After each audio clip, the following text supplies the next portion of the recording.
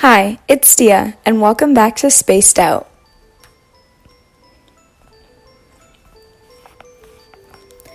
I've been studying exoplanets, and that is the topic of my podcast today.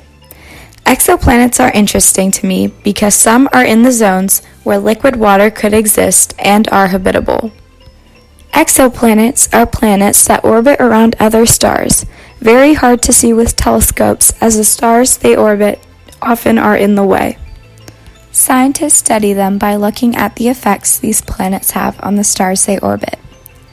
Common effects they have on the stars are that the stars are wobbly, the phenomenon more scientifically known as Doppler spectroscopy.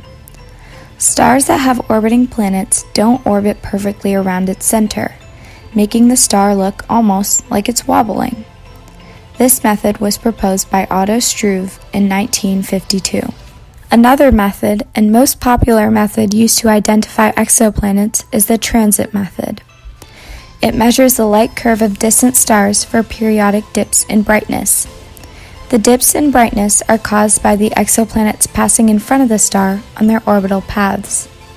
They observe the time of the dips of brightness and scan for periodicity. If the dips are in fact periodic, it means that the cause of the dips are from a planet on its orbital path, proving the existence of the exoplanet. There have been 3,526 discoveries of exoplanets, 2,771 of which have been credited to transit photometry. Our known exoplanets are of ranging sizes and masses. Some are smaller than Earth, while others can be the size of Jupiter. One exoplanet has even been found to have an exomoon, and another found to leave behind a trail of material as it vaporizes while orbiting too close to a star. Some exoplanets are Earth-sized and reside in habitable zones. Habitable zones are the regions around a star where liquid water could exist on the surface of a solid planet.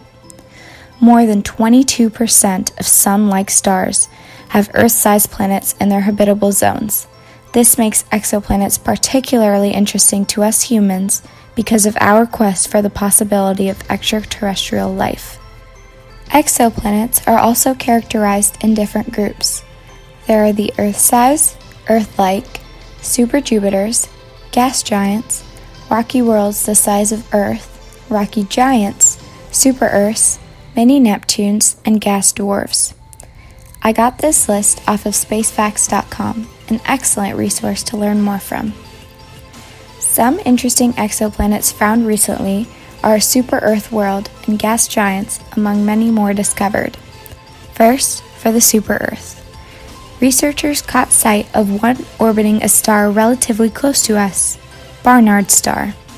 This planet has a long orbit and the star is quite dim, so it was hard to identify the exoplanet. However, once the data was collected, the stellar wobble was apparent, indicating an orbiting planet. This planet is also so cold, about negative 170 degrees Celsius. In addition to that discovery, 4 gas giants were found, all circling a young star about 500 light years from Earth. One planet, about 10 times the mass of Jupiter, was already found to circle it every 9 days, but 3 more planets were discovered circling it. This evidence was found by the ALMA telescope. One of the 3 planets were at Jupiter's mass, while the other 2 were at Saturn's mass. The discovery of exoplanets has helped fuel the search for life outside of the Earth through discovering Earth-like planets. Thanks for listening, and to learn more you can always go to the sources mentioned above, and nasa.gov and space.com are always amazing sources. Please visit my website, spacedout.com, and check out my other podcasts about space topics, and see you next time.